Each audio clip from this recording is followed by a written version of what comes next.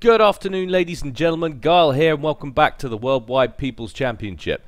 I did mean to get this all uploaded yesterday for you guys. Unfortunately, that's real life. Sometimes it gets in the way, but I'm here now and ready to bring you the over 2000 bracket. That's right, guys. It's the big guns. It's going to be the grand final of week 14 between Luzon and Voodoo. The old rivalry continues. It's going to be a best of 5, so let's head on over to game 1, which is on Seaton's clutch of all maps.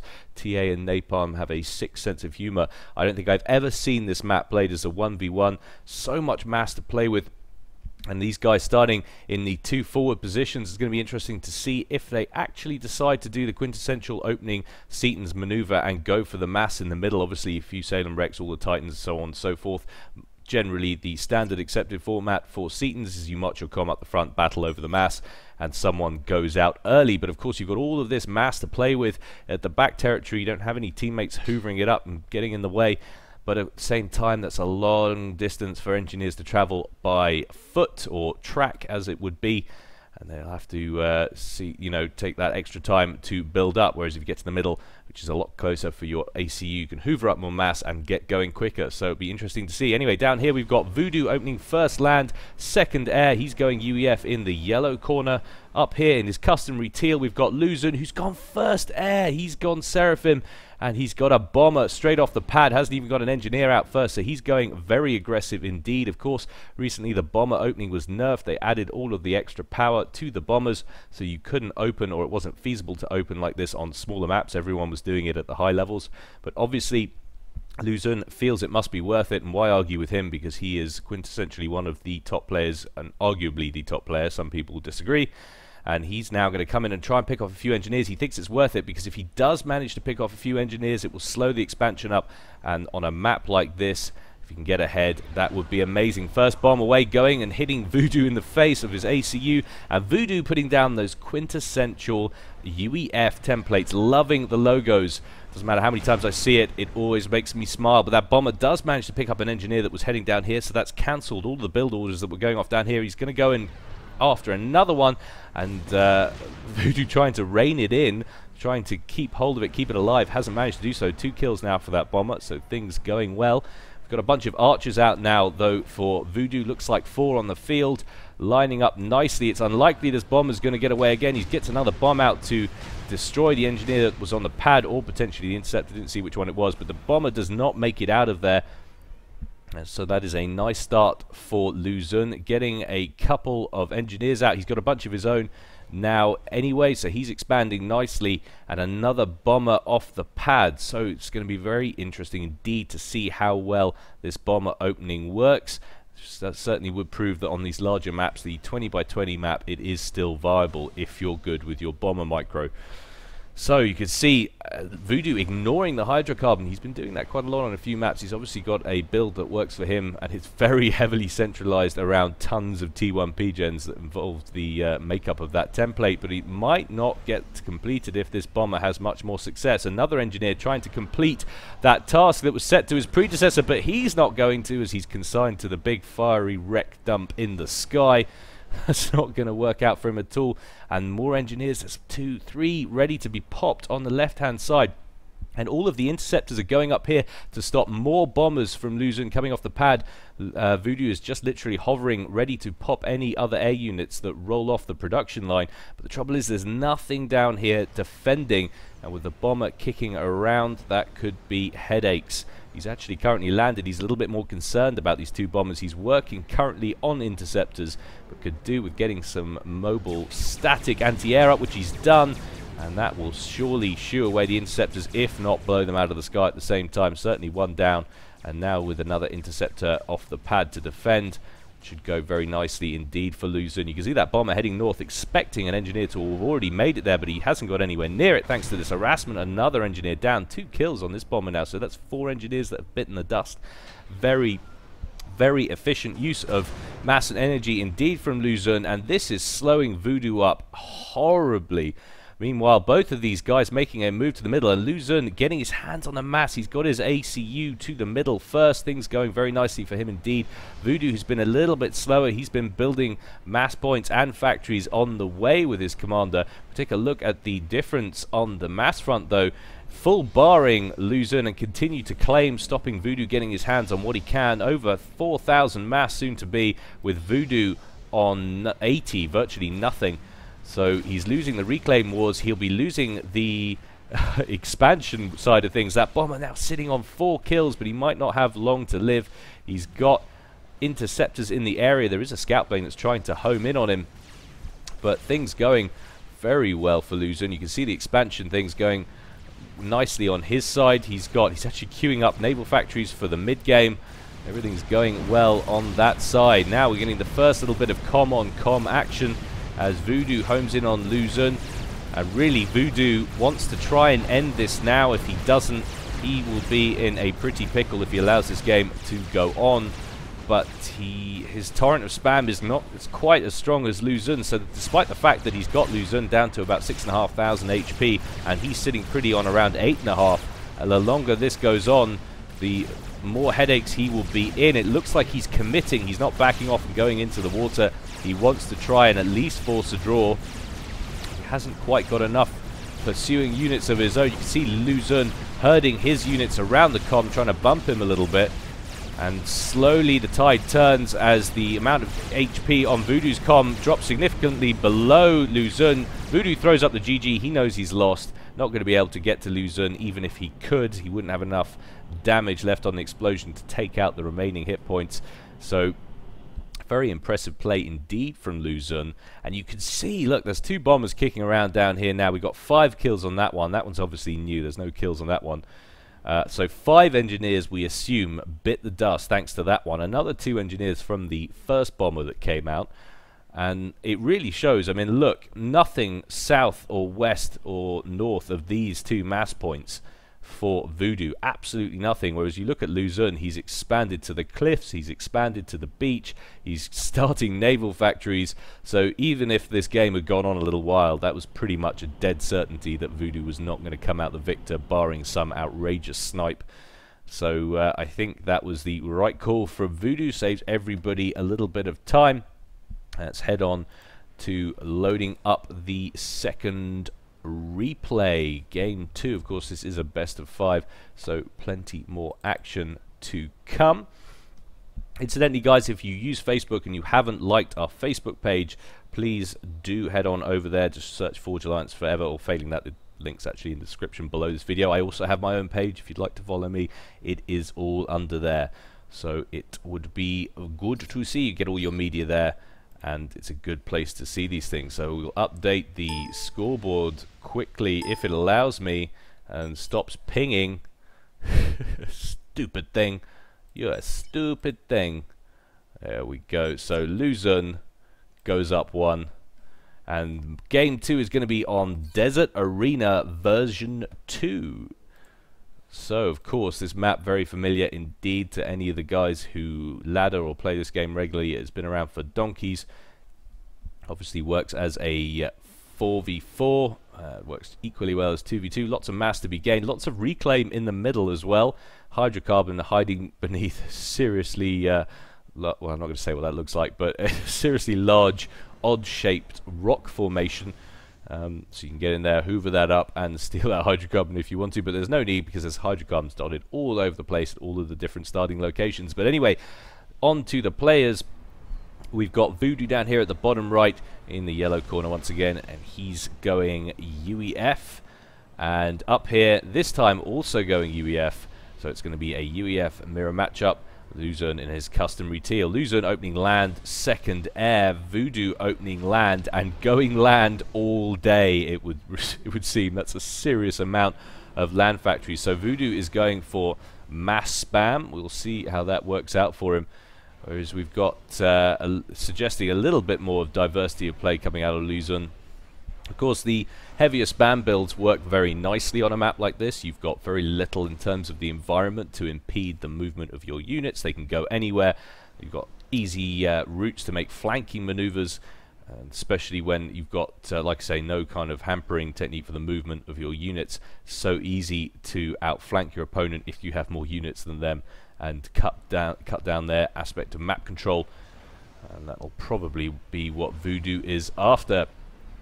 But Luzon not placing a high priority on the expansion of factories at the moment, which is quite interesting. He's sending his ACU on a little bit of trek. That's on a mission to do some reclaiming and mechs grabbing. We've got a little push out here on the right hand side, whole bunch of mech marines and a snoop going on an engineer hunting expedition, but that's not going to work out too well because they're going to find Voodoo's ACU, and 3 mech marines versus ACU generally ends up in 3 dead mech marines, and certainly that's not going to work out well for him. And all of the stuff up here that is queued up for building is queued up by the ACU, so not going to get any grab there. But a nice little run by happening on the right hand side, some nice maneuver there from Luzon trying to get in the back, and there's some engineers that are vulnerable.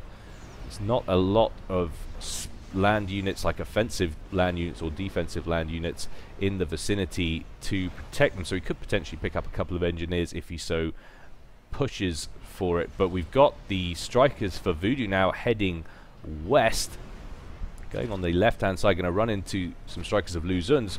They're going to be pretty significantly outnumbered. And in terms of general land spam, the initiative at the moment seems to be with Voodoo, but a bomber off the pad for Luzon, heading straight towards Voodoo's base. Gets a bomber away. Gets a bomb away, picks up 1 engineer. Mech Marine also making it into the base, working on some of the internal engineers. But that's 3 engineers down, roughly. Oh, 4, 5. That bomber's had some pretty good success. But over on the left-hand side, we've got an expansionist engineer. Has queued up a PD, but isn't going to get to keep it, I don't think. Striker's going to get involved with that real soon. Another bomber out for Luzon, so he's going very heavy bomber opening indeed. There are, however, archers on the field, and it's a very tight-knit base down here. It's not sprawling in any way, so it's going to be quite hard to score any more kills in the base or do any more significant damage with that bomber. He's having one last ditch attempt, though. 1 bomber does indeed go down just before the bomber's shot out of the air. But a little bit of a run by from Voodoo heading into Luzon's base, and a whole bunch of very vulnerable looking engineers indeed. They need to go and see their shrink, head on to their support group. That's going to be a very troublesome experience. And they make their way deep into the back of Luzon's base, and he's losing an awful lot of engineers. Now build queues getting cancelled all over the shop, and that is a very nasty loss indeed. Luzon still pushing the bomber side of things, but there's quite a lot of archers on the field now for Voodoo, so that's not going to be an easy thing. And still these strikers are alive in the back of his base, tearing it up. There literally aren't any engineers for him to focus on anymore, so he's changed target to tanks. But finally, as the last strikers go pop, oh, that one's going to make it out there on 12 hit points. I don't think we're going to make it out, though. He stops very ill-advisedly and promptly gets destroyed. Luzon's got his ACU quite far forward over on the right-hand side. And finally, we're seeing a little bit more commitment on the land spam front from Luzon, starting to build queues of click and drag factories on the right-hand side. Needed to do it since all of the engineers went pop in his main base. They had a lot of build queues that got cancelled. Down here, we've actually been interesting to see the difference now between these 2 factories. Luzon has what looks to be around 11 factories. Voodoo looks to have around 13. So Voodoo's definitely ahead in terms of build capacity, production capability. And another little run by at the back happening from Voodoo, trying to get back into the rear base sections of Luzon territory. If he can pick up some of these engineers, that would be nice, but he forces another cancel on build queue, and every time that happens, of course, that slows up Luzon's progress on expansion. It just seems to be quite a significantly larger presence on the field for Voodoo. Luzon's had some success down here with 3 strikers. He's got it in down there. You can see it's taken out A couple of mass points, taking out engineers that were building, but they're going to go down. And I think this could be Luzon in trouble, you know. This could be Voodoo evening it up. He's pushing north again with some strikers he's producing from this facility on the easterly side of the map. He wants to take out that engineer before it finishes work on that plasma cannon. But he's definitely not committing at the moment. I'd like to see a few more Lobos in the mix for Voodoo. He's consistently getting in amongst Luzon's bases. Oh, picks up at least 4 or 5 engineers there. And Luzon's got to find a way to stem the flow of this tide. It's not looking good at the moment. Consistently, these run-bys are being successful. They're getting into Luzon's base. They're picking up engineers on reclaim missions. They're cancelling large build queues. Slowly but surely, larger and larger forces, groups of units from Voodoo are staggering left and making their way into the back of Luzon's base. All this time, Voodoo's going completely unmolested in his half of the map. In terms of map control, they don't have a great deal of difference between the two. I'm going to slow it up and see how they're actually doing on eco. Looks like 28 mass coming out from Luzon and 34 mass coming out from Voodoo, plus a lot more reclaim. So things going significantly better for Voodoo. And generally, at this level, the margins of error are so fine. One player gets themselves into a situation like this, the chances of recovery are minimal, even if your name is Luzon. Voodoo now chasing down some units from Luzon. I think this is definitely all over. He's just been overwhelmed, overspammed as he puts it. Yes, indeed, you have been. And that's a case in point. Look how well the bombers worked for Luzon on Seaton's on the last map, and this time round doesn't seem to have gone so well for him. Those extra resources needed to go into some early units. So neither game making it further than T1, as we've only just passed the 10-minute mark. This game looks to be over as well, so 2 very quick games indeed. Luzon now heavily surrounded by huge quantities of units who will promptly direct fire him. Oh, your armor, what's happened to it? That's a lot. You can just imagine all of those shells and rounds just plinking off his ACU. And there he goes. Very nicely done indeed, Voodoo. Impressive, shall we say. Very nicely done. So Voodoo manages to even up the score, gets it up to 1-1 as we move on to game 3. Going back to the stuff in the description below this video, guys, incidentally, you will also notice that the Planetary Annihilation pre-order page is in there. The reason why I do that is because if you didn't donate to the Kickstarter and you want beta or alpha access, you can still get it by signing up to certain pre-order packages, and then you can get involved and probably help shape the game a little bit as well. So we have game 3 in this tense best of 5 between Luzon and Voodoo. The map is Blasted Rock, and once again map needs very little description or introduction. You see Luzon saying we should rename this map in Rushcon map. I think it means that it should be called Rushcom. Generally what you see is comms doing this little merry-go-round dance of one coming around the top and the other coming around here, and putting as much damage with their own units on their opponent's base, happening in tandem. The winner's generally going to be the person who can fend off their opponent's comm better. But let's see the starting locations down here, going UEF for the 3rd time in the row. Voodoo is in the yellow corner, and he's going first land and second land. And up here, Luzon in his customary teal, clearly deciding that he's a man of luck and fate, and that switching to UEF in the last game didn't help him at all. So he's gone back to Fim, and he's opening land and going second land as well. So all very similar as we start this next one off. The difference is, of course, we've got Selen's coming out from Luzon. He's going to use those to give himself some early intel, maybe sit on a mass extractor point or two to slow up the expansion from Voodoo, who's got an engineer out pushing quite far forward initially, but after that he's working on strikers. Nicely pulled forward there from Luzon before that striker could see it, and that Selem will be able to stay alive, and he's going to chill on that little extraction point and make life very annoying for Voodoo if he doesn't realize that he's not building anything there when an engineer gets to it. But Luzon's engineer getting on the building case. Snoop doing a nice little round the houses from Voodoo, trying to put some damage on that engineer, but the woeful 2 DPS that a Snoop does, he was never going to manage it by the time a Tham managed to actually land a shell on him. And another Selene, of course, that earlier one we saw from Luzon, just parking himself down here. So slow but steady expansion, and we've actually got Voodoo's comm on the move first. Luzon still firmly parked in his base, working on producing more land factories. Probably a little bit concerned about the last game and how heavily outspammed he got, and wants to get as much production capacity in his base as possible before he starts going a wandering, which I can kind of understand.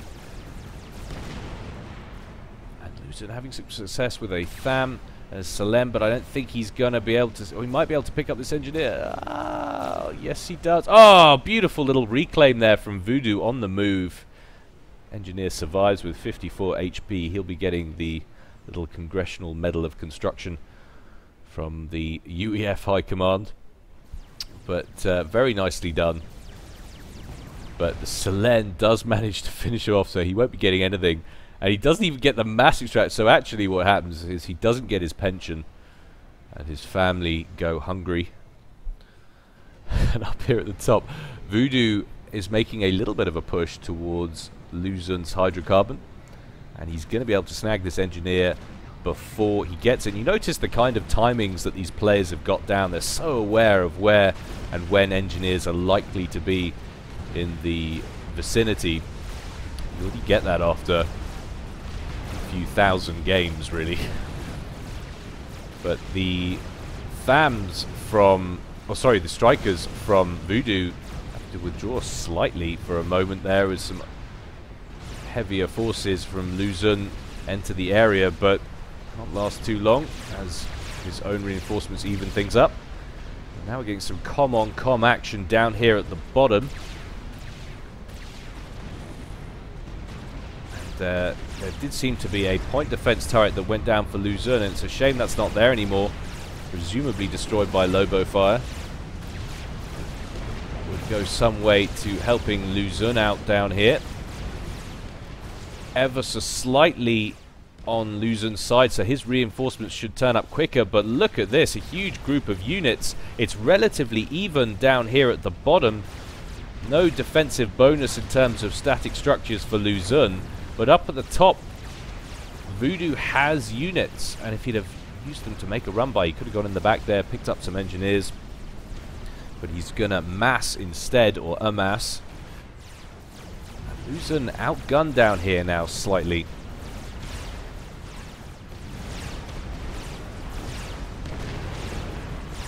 But still, he manages to beat back Voodoo's forces a little bit, and he's diverted enough for the moment, I think, to deal with this northern force.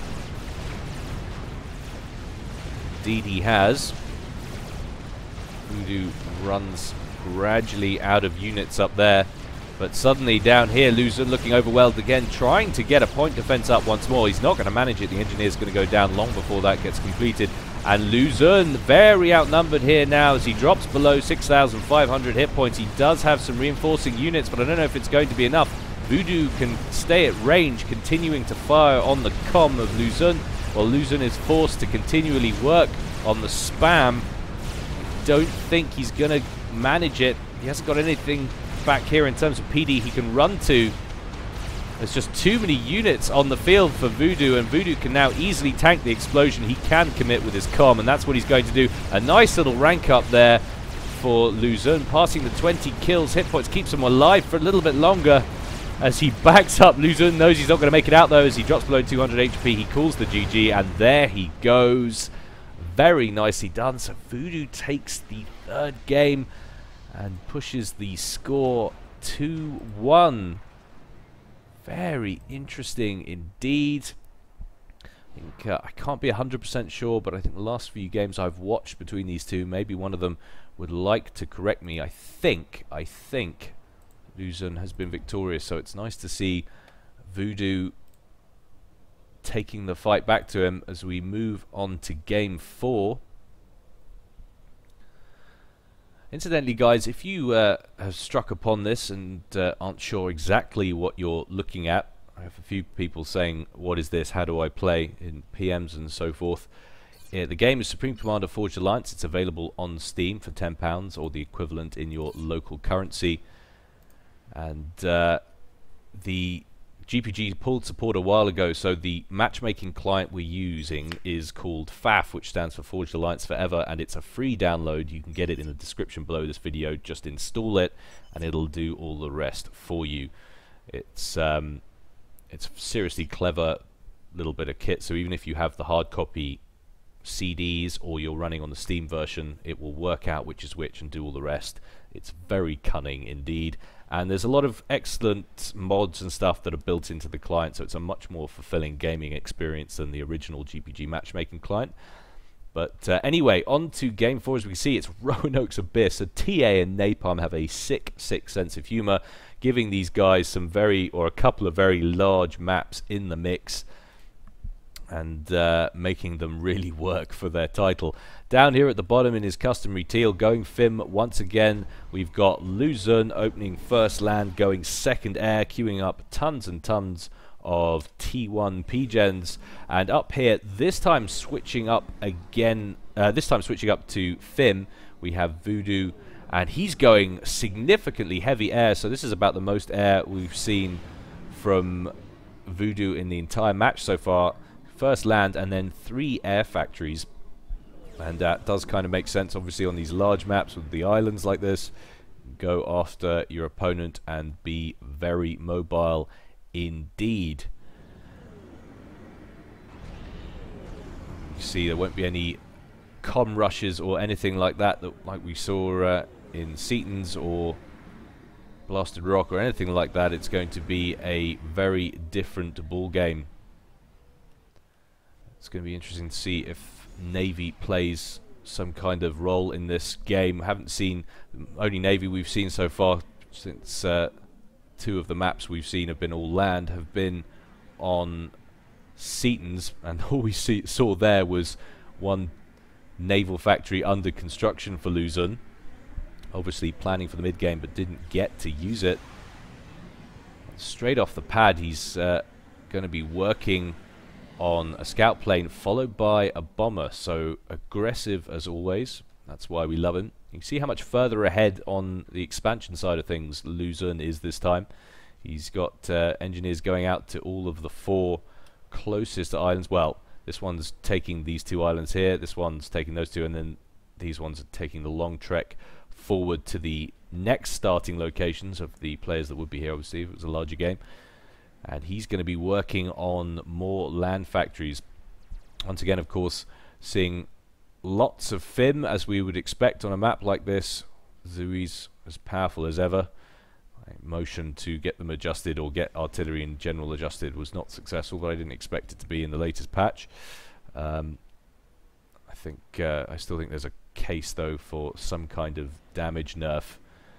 But I presume both of these guys, apart from the fact, of course, Fim Navy is fantastic, so it's not entirely unsurprising to see 2 people go Fim when there's that much more water involved.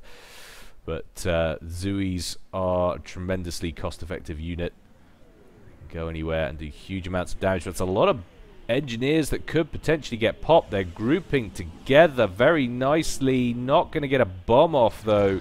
And he is going to get a couple of interceptors on his tail, so that bomber out from Luzon, flown all the way for nothing. Should have stayed at home and put the telly on. Interceptor out on the right hand side from Voodoo. Did look like Luzon had locked onto it for a moment, but instead he's going to go fishing around Voodoo's main base. So it's all very much about the T1 air for the moment. And an engineer just asking to be shot down. Laden with engineers, transport, sorry, laden with engineers. Indeed, it goes down. That looked very painful indeed. Looked to be about 5 or 6 engineers on that transport. So that is a costly loss for Voodoo. A nice pickup there by Luzon. And Luzon getting a couple of engineers. Looks like 3 on that transport, or no, more than that, 4 or 5.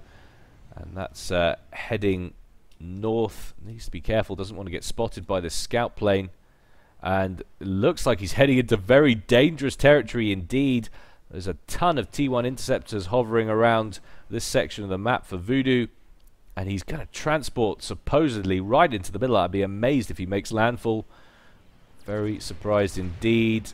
Oh, drop it sooner. Drop it sooner. Unbelievable. Very unfortunate indeed for Voodoo that his planes just happened to be on their widest, furthest possible arc away from that transport when it made its entrance onto the island. But Voodoo looked to have secured this now. So if only that bomb had gone off, if he'd have been able to arrive at a slightly different angle at a different time, he would have potentially have slowed up the expansion of this. But Luzon, being very aggressive indeed, gets a land factory up quickly. Voodoo knows he's here. He's gone for a PD.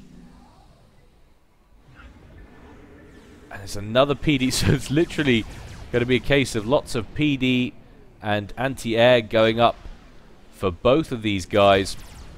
Zui off the table, going straight after the build capacity with the right thing to do. Oh, God. Needs to do it, but all 4 engineers going down. 4 or 5 engineers going down there for Luzon and Zui. So both guys really inhibiting one another. And we are finally seeing some Navy for Luzon on the field.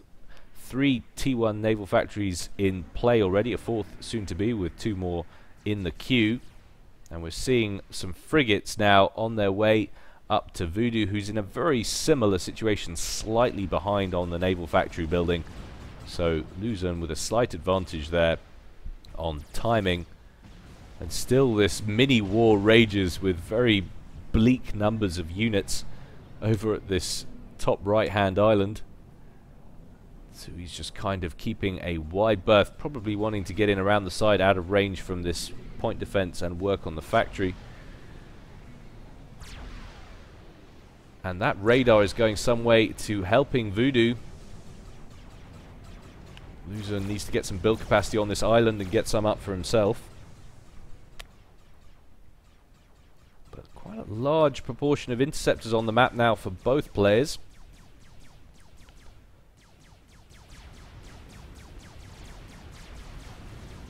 Got a few bombers heading south now for Voodoo, but he's going to run directly into a group of interceptors from Luzon, who's too busy to turn around to get another one. But he's not too worried about it.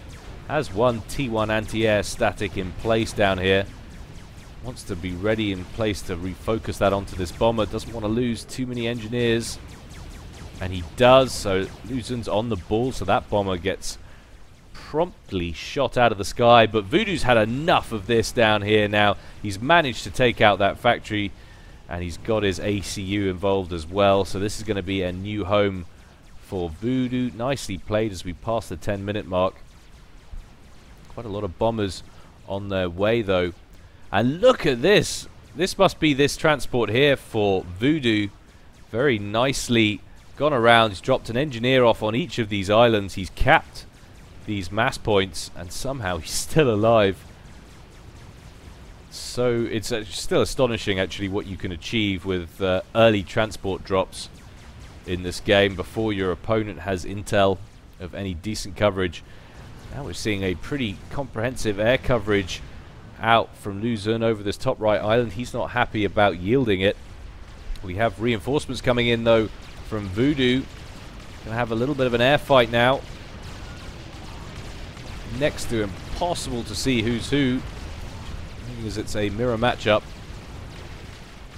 It's to be that Luzon has slightly more air units, but they are fighting over unfriendly territory, and there's an awful lot of T1 mobiles in the area now for Voodoo, who's consistently just building them.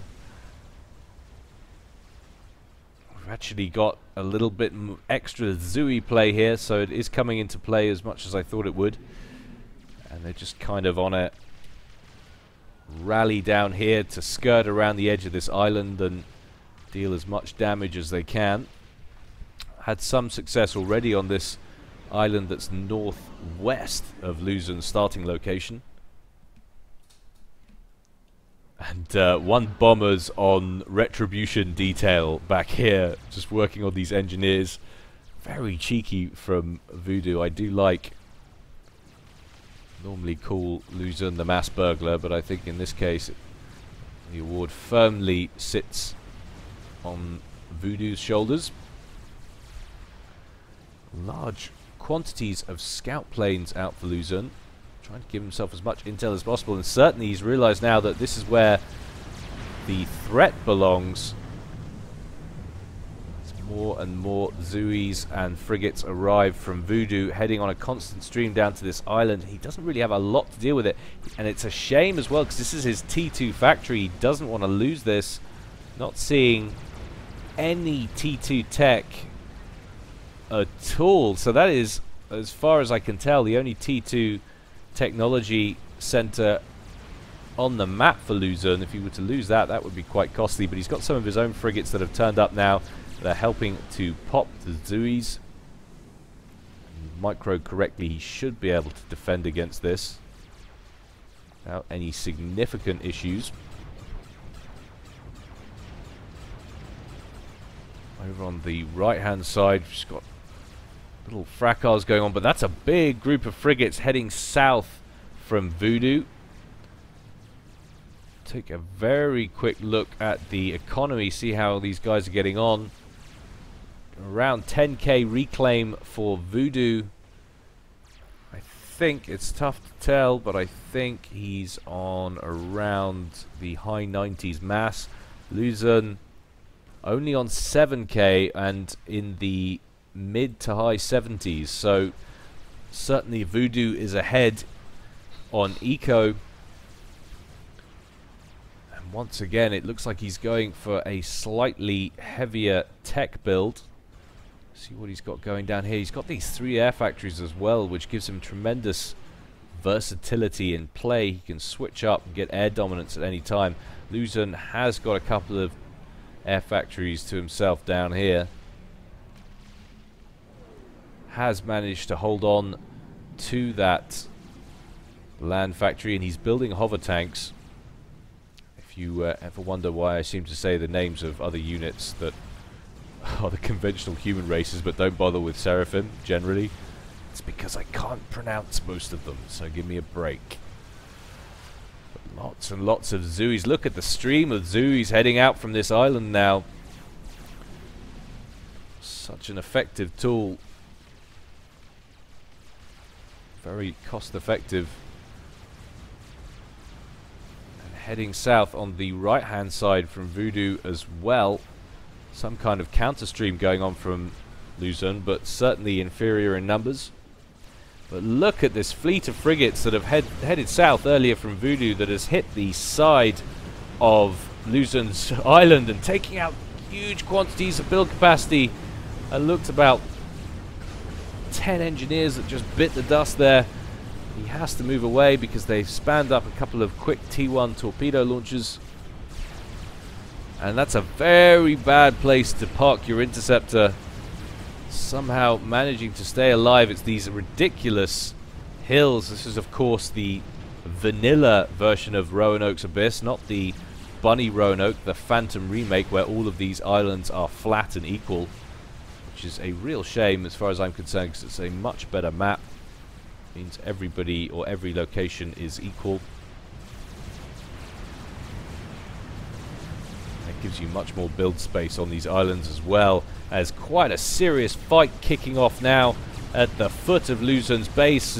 Zui's pouring in. They're not going to get the job done. There's too many frigates in the vicinity for Luzon. No significant damage will be caused, but a massive air fight going on, and Voodoo looks to have the advantage in terms of numbers, although there's a lot of fire coming off those frigates as well. Voodoo doesn't want to spend any more time hovering above those than he has to. Look at the stream of crap coming down on the left hand side. Excuse my French. always wondered if there are any French people wondering, did it annoy them that English people said that as slang for swearing? Answers on a postcard.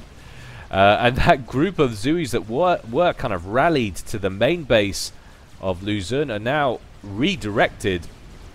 The spread could potentially be quite nasty if you can get them onto the island. And a huge air engagement. We've got T2 air in the mix now as well from Voodoo. T2 gunships heading south. And a cruiser. So T2 generally across the board for Voodoo, although he's not really using T2 land at the moment. Luzon is using it to defend with, but it's a lot of vulnerable build capacity. If a couple of shells could land in there, could definitely wreck it.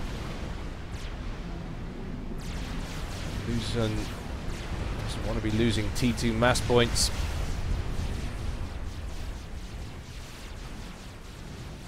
And that looks like that could potentially be an island loss for Luzon. And over on the right-hand side, a pretty significant air engagement. So Voodoo has a pretty comprehensive three-stage plan here. It's Navy down the middle, it's Zuis on the left, and it's air on the right. And at the moment, it's working rather well from him. Luzon looks kind of outgunned, shall we say. Losing build capacity over on this island now. No defenses anti-air-wise. Far too many interceptors in the area for Voodoo. So those gunships are going to go unmolested. He's managed to retain control of this left island. He's stemmed the tide of Zuis, but the damage has been done. All but 2 of the mass points have gone down. He's lost the T2 land factory. Just a couple of T1 extractors left on it. And that island has been completely swamped on the right. So if we take a look at how this looks economically now, 60 mass for Luzon, and Voodoo looking to be on around double a mass. He's on in the 120s, I guess. So I would guess that that is probably going to be game. I just don't see, barring some miracle snipe, I just don't see Luzon getting back from this. He's got an upgrade on his comm going. See if we can discern what that is. Left arm. So he's going for the T3 engineering suite. It'd be interesting to see if he can do anything with that. I'm not exactly sure what he's going after. But I think he must know that this is more or less over at this point. Map control is firmly in Voodoo's hands to the tune of about 75–80% at this point. And Luzon saying he should have spammed. Yep, he went for too much diversity, a little bit of tech, and Voodoo kept it simple and outdid him.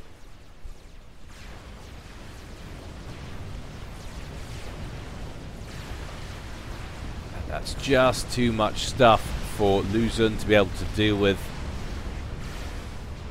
Destroyers circling his island now, assassinating those T2 mass points. He's still trying to assist his comm to get that T3 engineering suite. Finally he gets it. What's he gonna do with it? What's your master plan, Lou? Experimental missile launch. You joker. It's fine. He's done 35 hit points of 12,000. It's fine.